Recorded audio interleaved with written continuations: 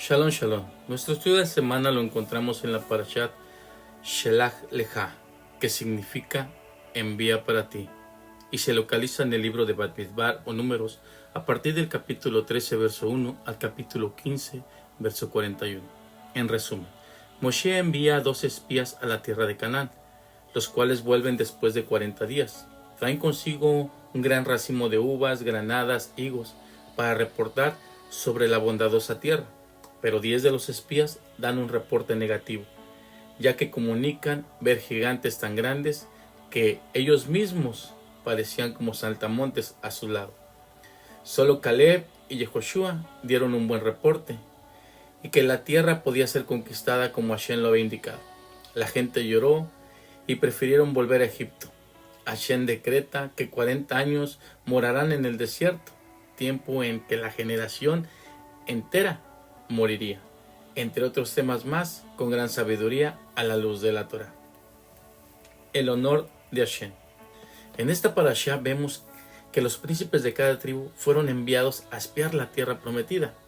Antes de hacer su reporte oficial, de los 12 que fueron, 10 hablaron mal de la tierra que recorrieron, provocando esto una queja masiva contra Moshe, y es ahí donde viene el decreto divino de permanecer 40 años en el desierto. Los espías eran personas importantes, eran los representantes de cada tribu. ¿Cómo es posible que se hayan comportado de esta forma? Los sabios de la Torá nos mencionan mediante el Talmud lo siguiente: si alguien me pide subir a la grandeza, lo pondré frente a un león, y cuando esté arriba y me pida bajar de su grandeza, le lanzaré agua caliente. Se sabe que una persona que está en las alturas del honor, de la grandeza, en una buena posición, que ya probó el sabor del poder, no está dispuesta a perderlo bajo ningún motivo, y hará hasta lo imposible para mantenerse en esa posición. Veamos algunos ejemplos en la Torá que nos demuestran todo lo que la persona está dispuesta a hacer con tal de no perder el poder o su posición. El rey Saúl al principio era muy humilde, tanto así que cuando lo nombraron como el primer rey de Israel, no podía creer que él era el apropiado para este cargo. Una vez que fue coronado, empezó a escuchar que el pueblo le cantaba: mató Saúl a 1000, pero David a 10,000.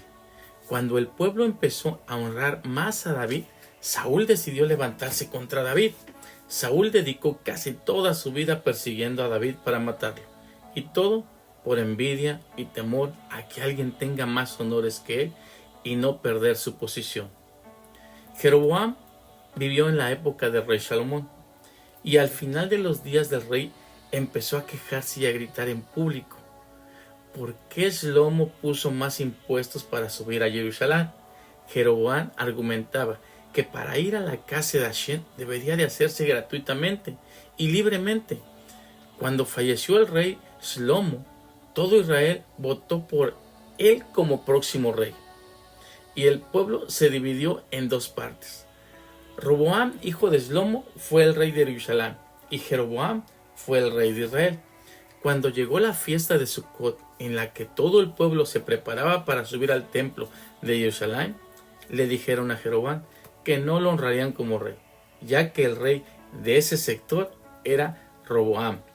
Cuando escuchó esto, Jeroboam prohibió la entrada a Jerusalén, y en vez de poner casetas de impuestos, puso casetas que impidieran el paso para subir a Jerusalén. Construyó 2 sitios de oración, uno en el norte y otro en el sur, con 2 becerros de oro, provocando que en lugar de que fueran al templo, hizo que fuera a casa de idolatría, con tal de no perder su honor, su posición de rey. Es increíble hasta dónde puede llevarnos la sed del poder. Y esto fue lo que le pasó a los espías de nuestra parashá. Eran los líderes de sus tribus, sabían lo importante que eran dentro del pueblo, pero cuando se enteraron de que al entrar a la tierra prometida ya no ejercerían más sus cargos de liderazgo, entonces prefirieron hablar mal de la tierra de Israel, con tal de mantenerse en su silla de mando. El honor es muy peligroso. Muchos están dispuestos a hacer grandes pecados, grandes cosas, con tal de recibir honor. Muchos no hacen teshuvá, no se arrepienten porque piensan que no los van a honrar más. Imaginemos un hombre aceptado en la sociedad común y corriente. De repente decide hacer un cambio y volverse a las cosas de Hashem, reconocer al Dios de Israel. ¿Qué es lo primero que piensa? ¿Cuántos de mis amigos me van a despreciar? No me van a querer más, no me van a hacer caso. O muchas mujeres no se tapan la cabeza por el desprecio de algunas amigas. O hombres que no se ponen kipá porque piensan en el deshonor que le van a hacer sus amigos. Las burlas de los amigos, de los vecinos, familiares, y hay algunos que hasta piensan en la vergüenza delante de los demás. Esas personas no se dan cuenta de que existen dos tipos de honor en la vida. Está el honor que te hacen las personas cuando te dicen lo grande que eres, cuando te ascienden de rango, cuando eres electo como representante de la sociedad, etc. Pero está el honor que te hace el Eterno directamente a ti.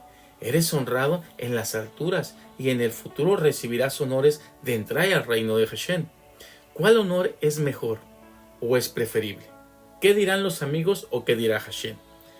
¿Qué lugares son mejores? ¿Los que nos ofrecen las personas que nos rodean o los que nos ofrece Hashem? Nosotros debemos perseguir el honor, pero no el honor material, sino el honor espiritual. De igual manera que una persona lucha por mantener su honor personal, así debemos nosotros luchar por mantener nuestro honor espiritual. No podemos permitir al Yetzer Hará que nos quite del lugar donde Hashem nos ha colocado. Hashem nos entregó a cada uno una corona y nos calificó como un reino de sacerdotes y reyes. Debemos nosotros luchar por mantener nuestro honor y estatus espiritual, no por un puesto terrenal. Por eso está escrito en el Pirkei Avot: todo el que persigue el honor material, el honor espiritual se escapa de él, porque está dispuesto a pecar, con tal de recibir los honores.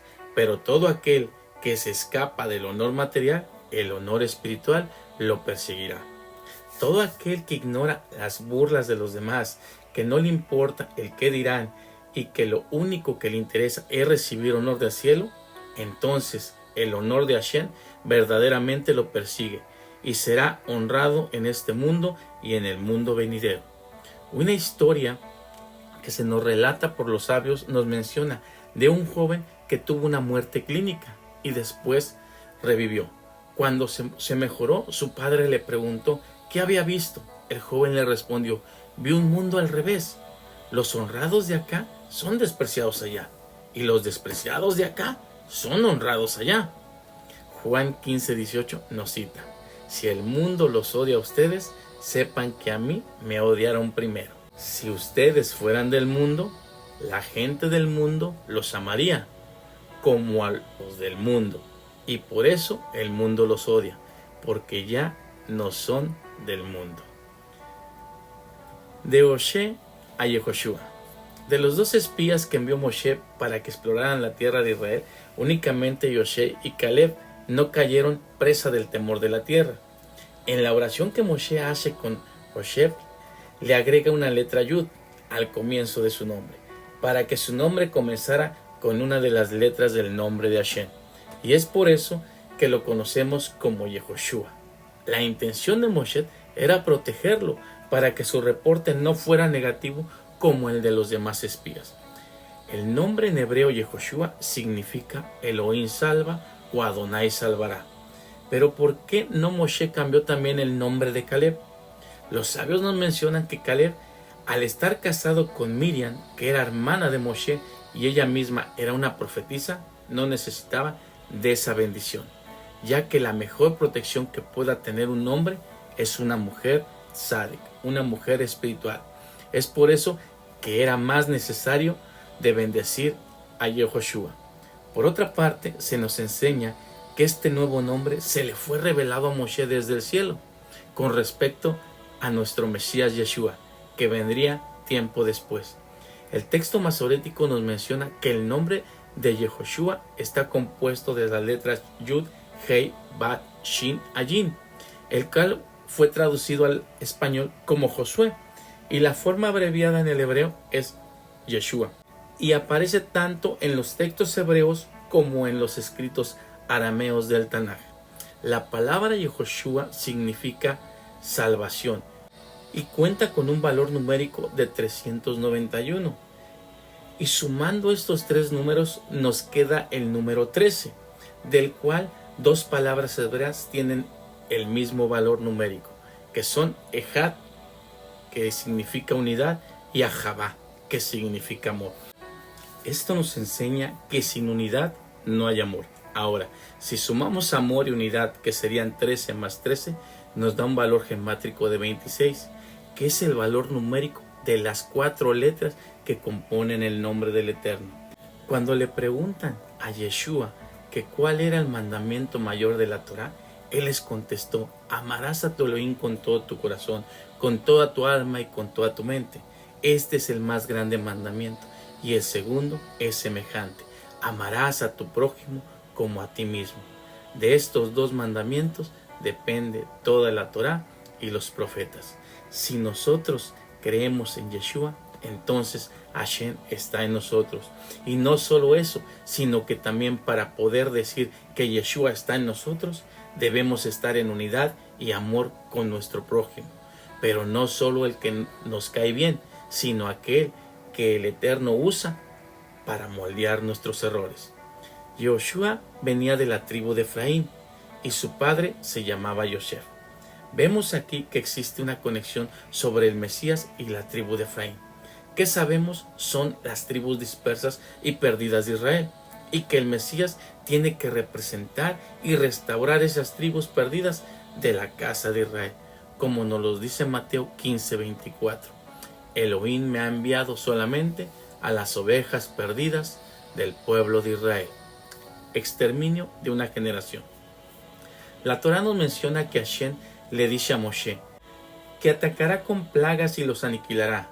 Hashem se molesta por la falta de emuná del pueblo de Israel. A pesar de todos los milagros que Hashem había obrado en ellos en ese momento, el Eterno decide que personas así no podrían ser su nación, incluso no merecían vivir. Y es por eso que toda la generación mayor de 20 años y menor de 60 años perecieron en el desierto, excepto 2 personas, que fueron Caleb y Yehoshua, quienes quedaron vivos de esa generación que no tuvo confianza en Hashem. Podemos ver que el pueblo de Israel estaba a punto de ingresar a la tierra prometida, pero en ese momento ellos en el desierto vivieron rodeados de milagros. Sus ropas y calzado no se gastaban, eran alimentados del maná, todo era milagroso para ellos. Pero al entrar a la tierra prometida, todo esto cambiaría, ya que ellos tendrían que producir su propio alimento para subsistir. Era necesario arar la tierra, sembrarla y cosecharla.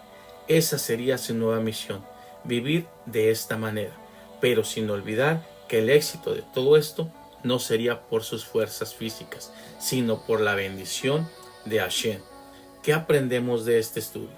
Podemos ver que al igual que en aquel tiempo existe una generación que a pesar de vivir con milagros y maravillas hechas por el Creador, no quieren entrar a la tierra prometida, por no hacer un esfuerzo de subsistir trabajando la tierra.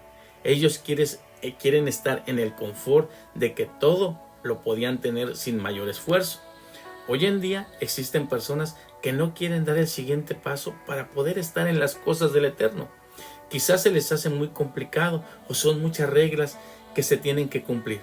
Tal vez es mejor quedarse como están o regresarse a su Egipto para no tener que esforzarse en dar el siguiente paso y seguir adelante. Antes de cruzar el Jordán, Hashem le dice a Yehoshua: esfuérzate y sé valiente, no temas ni desmayes, que yo soy Adonai tu Elohim y estaré contigo por donde quiera que vayas. Eso mismo nos está diciendo Hashem en este tiempo. No temamos ni desmayemos, que Él estará con nosotros. ¿Por qué no dar el siguiente paso y salir de ese confort o de esa esclavitud? Llámese religión, pobreza, tristeza, inmoralidad, drogadicción, malos hábitos, etc.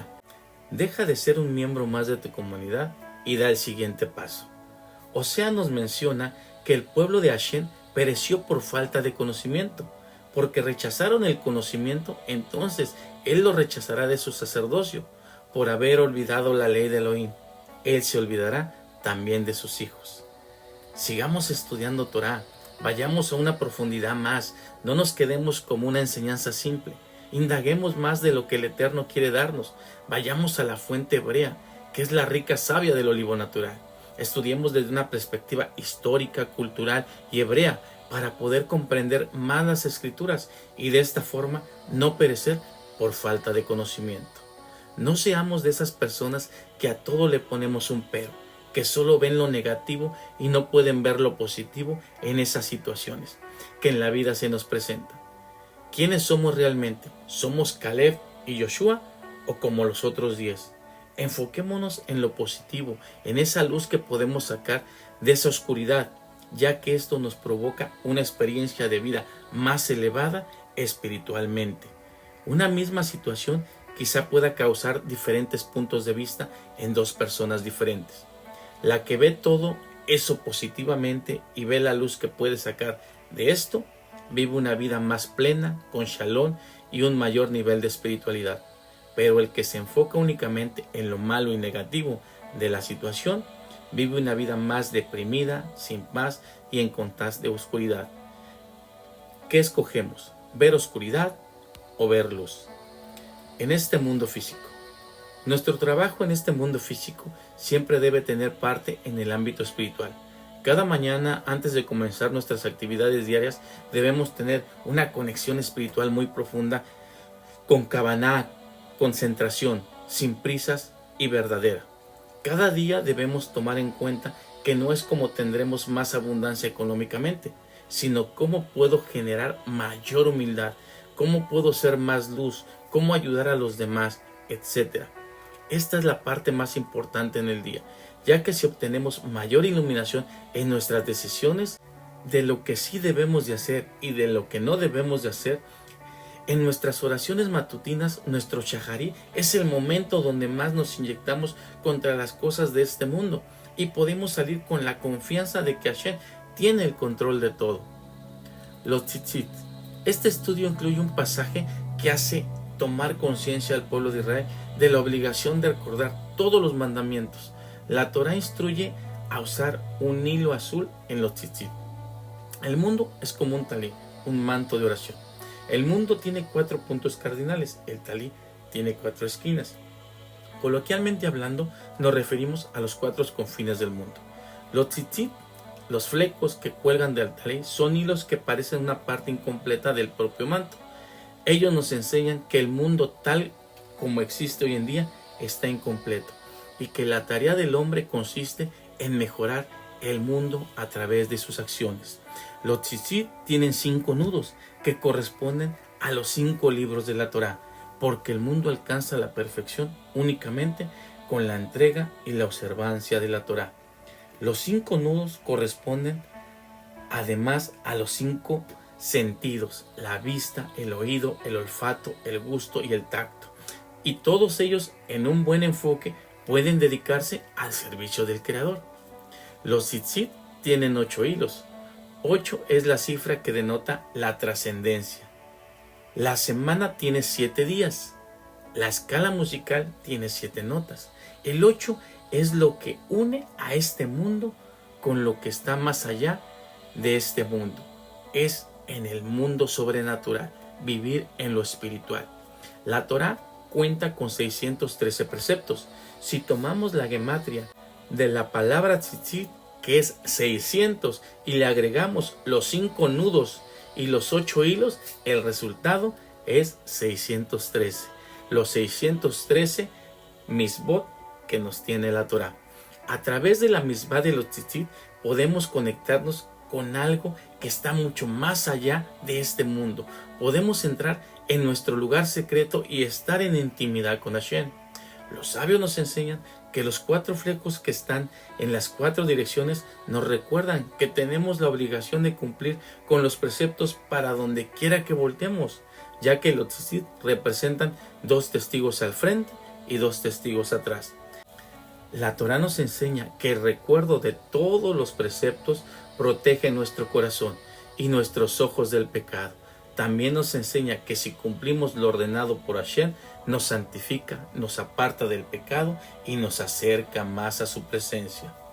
En Zacarías 8:23 está escrito: así dice Hashem de los ejércitos, en aquel día 10 hombres de todas las lenguas de las naciones tomarán las esquinas del vestido de un judío, diciendo: iremos con vosotros, porque hemos oído que Hashem está con ustedes. Conclusión. Quizá en ocasiones nos encontramos con temor de alguna confrontación que podamos llegar a tener en nuestro caminar, y tal vez nos consideremos insignificantes y caemos en incredulidad. Esto es lo que el instinto del mal nos hace pensar, pero no es así, ya que en todo momento de enfrentar una situación difícil contamos con el respaldo de Hashem. Que sea la voluntad de Hashem que sigamos caminando correctamente, que nuestra confianza en el Eterno sea una manera de vivir, que nuestros actos a diario sean con un temor, no solo de no mirar, sino de no escuchar, de no hablar, de no oler y no tocar, ya que todo lo que no edifica, destruye. Shalom, shalom. Que el Eterno bendiga sus vidas y los proteja. Que el Eterno haga brillar su presencia sobre de ustedes y sea clemente. Que el Eterno vuelva su rostro hacia ustedes y les dé su paz.